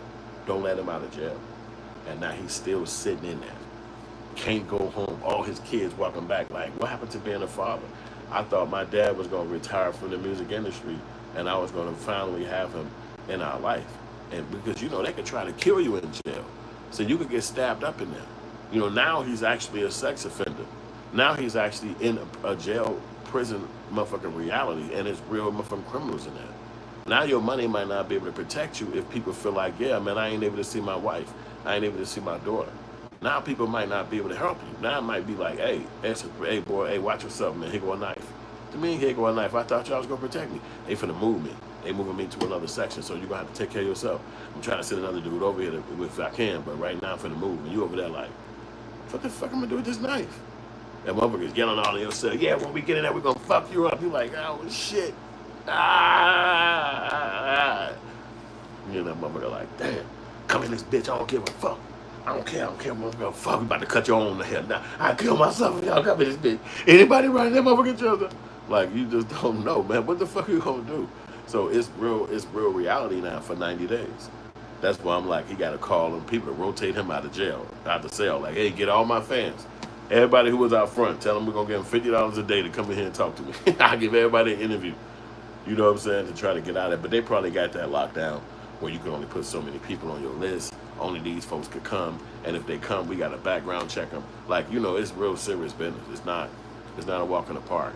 But he beat the seriousest crime, most serious crime, which was RICO. He beat that. And they didn't find him as a RICO. He wasn't acting as a criminal enterprise. Bad Boy is not a criminal enterprise. It's just a record company. And he didn't get found guilty for taking those women to prostitution, to make them to, I guess they call it S trafficking. So he didn't traffic the females. Neither girl, Cassie or the other female, they did not get trafficked. What he did do and what he did get found guilty for was transportation for the act of prostitution. So that meant paying for paying for flights, paying for Ubers, paying for routes for people to get to you so you can get your freak on. And that's all. That's why he got locked up. That's what he got found guilty for. They could have found him guilty on all accounts. They could have found him guilty on no accounts. But they was able to say, okay, well, if everybody hooked up and he had the money, then how did they get there? Then how were they getting paid? Okay, then fine. He was the one paying for them to show up. Now, it wasn't really a crime because when the guy got there, Cassie or the other girl liked him. And so they wasn't feeling like this was a threat on her life or her safety or she shouldn't be there. She was agreeable with it. She's down with the lifestyle. But the guys was trafficked over there. The men, they was transported over there, not trafficked, transported. And that's what he got found guilty for. 2 counts of transportation for the act of prostitution. So, and they have done this on other people, like they did this to 4 other people in history. Like you got Jack Johnson, this happened to him in like 1901, 1910, whatever. He was one of the first black heavyweight. And then the second person was Charlie Chaplin. Charlie Chaplin got hit up like this. He was one of those actors, but he got hit up because he had different political values than most people in the, you know, this was that communism type frame or whatever they was going through at that time. So then he also got, they also got Chuck Berry. Chuck Berry was one of the first original blues singers and rock and roll singers for like the 50s and the 40s. And he was really big. I'm talking about smashing big. And so he actually, they called him up for that. I don't really know neither one of the actual stories other than Jack Johnson, because Jack Johnson was married to a white lady. And he was the first one the man act was ever hit with. And he wanted to travel out of town with her, and they locked him up for that. He did his time. He also lived in Chicago at a point, so that's where I remember him. But also, they did Diddy. So he's the 4th person that got hit with the man act and convicted. Because of his scenario that they found him guilty of recent days. So now we see that he's going to sit in jail till October. And is he going to serve more time after October? That's the only thing to be determined. Nobody really know, because Judge Submaranian is the person that's going to make that decision. The judge that was on his case. So what's going to happen with that? You know, he actually had all kind of judges on his original case, but Diddy had a bunch of suits that he would go in there and try to get them to go and change the damn judges because he wanted to get bonded out. But actually, the fourth time he did it, or the third time he did it, they got this guy, Judge Subterranean, and he's not that cool. He's not that friendly. Maybe he is if you face in life. See, I don't know. I would think that, maybe I'm on too much of a smooth deal. Like, hey, man, it's me. Let me out. Look, man, come on, bro. It's me. But maybe dude, like, nah, it's my legal law job to make sure that you don't threaten people or be free so somebody can feel threatened. So it's like a lot of that stuff that you just want to know. You know what I'm saying? So the travel goods say he's a fair judge. And he could be. That's why I said, because he could have been a lot of other stuff and made Diddy not win. You know what I'm saying? But he also probably was a cool judge because Diddy did win. And now he got to do the part of actually sentencing Diddy. And most judges, they just live with the statutes, whatever it say on the papers. They're going to stay within that. And most time they go on the low end. You know what I'm saying? Especially if you ain't black, but Diddy is black. But it's his first offense too. So they might just go on the low end for Diddy and give him like another 2 years or another 1 year. Or they might say time served, which is why I believe they're making him do another 3 months. Because by the time they get to October, if it's another 3 months, he missed the whole summer. He missed the holiday season. Now you're going to be in there for the whole year, and now you'll get out to have the holiday season for yourself with your family. Or they could just be like, okay, one more Christmas. You missed one more Christmas, and you get out in May. You get out in June. And he'll be getting out around right now, next year. Around 4th of July, Diddy walking up out of there, summertime. And that could be another possibility of what his scenario going to actually be. You know what I'm saying? But it's a possibility that he might come home. And he won't be going to jail for the rest of his... He definitely ain't going to be going to jail for the rest of his life because he beat the RICO. And the RICO part was the part that they was really trying to set against him. But he beat that. You know what I'm saying? So he really ain't need to be going to jail that long. He could just get time served. But I think this judge, Travel Goods, say he could just get time served. But I think the judge is going to give him the max that he can. And that's what the judge did say. He said, the prosecution said they're trying to make sure he gets substantial time. So that being said, meaning they really want him popped off. They want him popped off and sit down. You know what I'm saying? Which ain't going to be easy for nobody. I literally been sitting in this chair for like an hour and a half, so you can imagine. I can't do it no more. So I think I'm going to walk to another area because that hurts. But yeah, he got to make sure he set himself up another better scenario. But Diddy did a bad move, man. And the bad move is treating people wrong, man. You got to be careful with doing that. Nobody's perfect though, but that's where he really messed up at. He's treating them girls wrong. He set them up where they can come back and throw bricks at him. Give me a second. Hold on.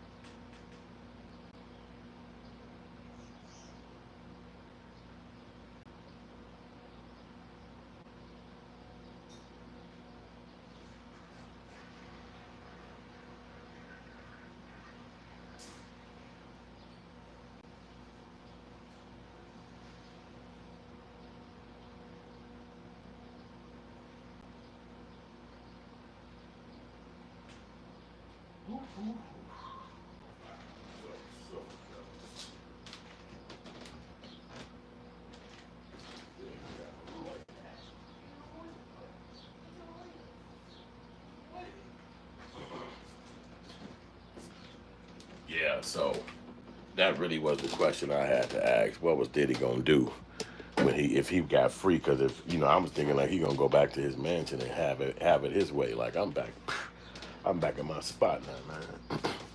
Because I think he got yachts. They say he got 2 planes. He got yachts. He got about 2 or 3 mansions in about 2 or 3 states. So he living the way a lot of us would just love to be living. But in reality, if you're treating people messed up, you see how it come down the pipeline. They don't care how much you got. They told him several times they ain't even want his money for a bond, which is weird because you know white people be wanting that money, especially on some crime shit. But they told him, nope, keep your money.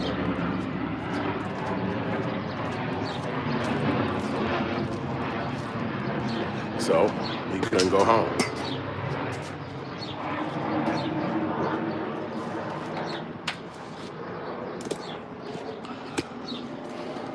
They told him keep his money, and he couldn't go home. So now he crying, sitting in there for another months like this. It's a lot of months to go by too, because 90 days, it seemed fast, but that's gonna go slow. That's gonna go slow. It's right now, think about it, the summer just starting, it's July 4th tomorrow. That's like party time. Like this the time to be home. This the time to be free. You kick it with your people, kick it, laugh, have fun. You know what I'm saying? This ain't the time to be sitting down. You know, but you know it ain't up to him. You know what I'm saying? They already made their decision. So, you know, I thought he was gonna walk up out of there yesterday because he got found not guilty.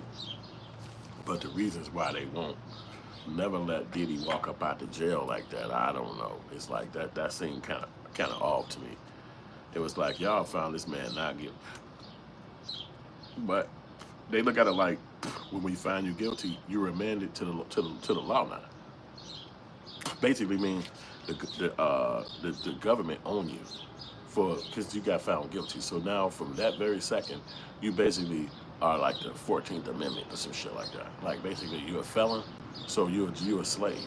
So they can do what the fuck they want to do with you at that point.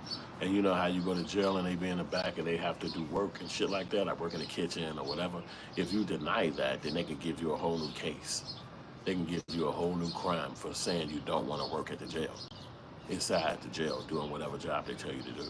And some people just take that and be like, I don't care, I ain't doing it. You know, they be mad at for being in jail and they don't want to do it. But if you do the work, then they look at that as, you know, working towards your freedom. You know, not that you're going to get paid to work for your freedom, but you following what the judge said and you following what the law is inside the jail place.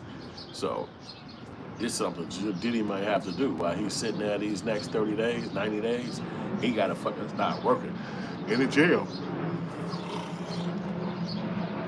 And they come at you and be like, yeah, this your job. You got to do this now. And he up in there like, what? They coming at you 5 in the morning. Up, hey, your day, your time, you got to come to work. You like 5 a.m., man. I ain't going down there today, man. They like, nah, bro, you got to come. You already signed up. Ain't nobody else going to come in there. So it be shit like that be happening, you know what I'm saying? That when you get in there, and now you locked in that bitch and locked for real. You know what I'm saying? So, but it's a part of the game, boy. When you fuck around like that, you see what happened to him. He got hit over the head. What's up, boy? He was good with you. Yeah, but now you gotta sit down and shit and deal with that shit. But, you know, it's better for him like this to do it now because you doing your time through the summer. You know, they'll look at that as like a double hit. Like, you know, you didn't get a chance to kick it in the summertime. Most people like to be free in the summer, but you do your whole time in the summertime and they let you out in the winter. Most time you're around your family heavier. In the winter holiday season, then you ain't been home, so you ain't did nothing foul. You ain't been on bullshit. You ain't did nothing wrong. You know what I'm saying? So they can't put you on shit. When you get on probation and shit like that, it's faster to get locked up because all you gonna do is fuck up. You know, they gonna say you can't do this, you can't do that, you can't leave like this, you can't smoke, can't drink. It's all them rules. And you go mess up. It's just guaranteed. There's no way around it. And so now you got to deal with the fact that you messed up, and now the people looking at you like you got to go to jail. You done messed up you done tainted your moment with the judge. The judge looking at you like he might give you some play, but if you keep coming back on violations, now he looking at you like I can't do nothing for you. You know what I'm saying? You violated twice before the conviction, before the sentence. So, you know, I got to give you this on top of that. So that's the problem with all that. You know what I'm saying? So a lot of times it's probably better that he did sit back and just let this play out because at least he won't have to come back and sit back up in there after this. You know what I'm saying? Whenever they let him out, he'll be throwing this whole case away forever. You know what I'm saying? You walk out the jail and this is behind you. Can't none of them broads slap on you. And they could try to come at him on a civil suit, but you know, you can't really stop that. You know what I'm saying? it'll be hard to stop that because you got the conviction. So you ain't gonna be able to stop that. You know what I'm saying? But it is what it is. You know what I'm saying? You put yourself out there like that. That money couldn't get them nowhere though. You know, money's supposed to be able to fix everything, but as we all see, money don't fix everything. Money can't fix everything. Then, like I said, putting it out there, you put the fear on everybody else. Like if I get rich, or when I get rich, what gonna be my fate? You know, because this dude been rich for 30 years. It's a long time, long ass time. You never would have thought that he would be somebody who they would clown on in the future and try to lock up. I never would have thought it. Never seen it happen. Nope. I thought he was gonna be on forever, but that shit don't work like that. Ain't no forever in America, unless you one of them big white corporations and shit that, you know, got stuff being sold in stores and like you famous and shit like that. It's hotter out here than I thought. Looking from the window, it looked like it's nice, but it is kind of chill. It ain't bogus like it's been the last few days. It's been bogus, but it ain't bogus like that though. So, you know what I'm saying though. But it is crazy to see what happened to that guy, man. But you know, it is what it is. You can't be doing people like that. And then you got them girls in your hands. They just threw darts. They showed all us like, I don't know if I could fuck with a foreigner like that, like a different chick, different. I mean, you know, maybe very briefly, but not like long term. 11 years, like this nigga was, and she's 17 years younger than you. Like, dude, you weird, my nigga. Like, come on, 17 years younger than you. What the fuck? What you even talking about? Like, what's the conversation about? 17 years younger than you? Like, that's like, to me, that's weird. You know what I mean? I ain't saying you can't do it because, you know, relationships is relationships, but it's just seemed different. You know what I'm saying? Like, and then you grew up with her 17 years from 37 to like 50 something. You know what I'm saying? That's what time he met her. Until like 50 something. And then they break up. Or maybe, you know, whatever it was. And then now she gone on and he gone on. But now they hate each other. You know what I'm saying? And relationships be like that, man. You be trying to be long term with somebody. That shit don't ever work out. It can. But it's less likely. You know what I'm saying? Not all the times do it work out. Most people end up hating the shit out of each other. It's only a few people that got that long-term love. You see Jay-Z and Beyonce, they still fucking with each other. They still got a tight relationship, you know. It's been a lot of years, but they do got a lot of money. You know what I'm saying? So maybe that's what keeping them with each other, keeping them in each other's face. But that was unevenly yoked, if you ask me, with Diddy and old girl. That's too many years, 17. It's not even too many conversations you can have with her. And if you do, it's going to turn her angry because she ain't going to know what the fuck you talking about. So now when you turn around and y'all can have the common bond of the sex thing, the reason why they didn't convict him for that is because she's at least a grown woman. She's not a baby. So she decided to actually do those things. You know what I'm saying? It wasn't necessarily like he was forcing her. She went on ahead and said, okay. So now nobody's going to put you in the victim bag. It's like you kind of was making decisions as a grown person. So it's your business.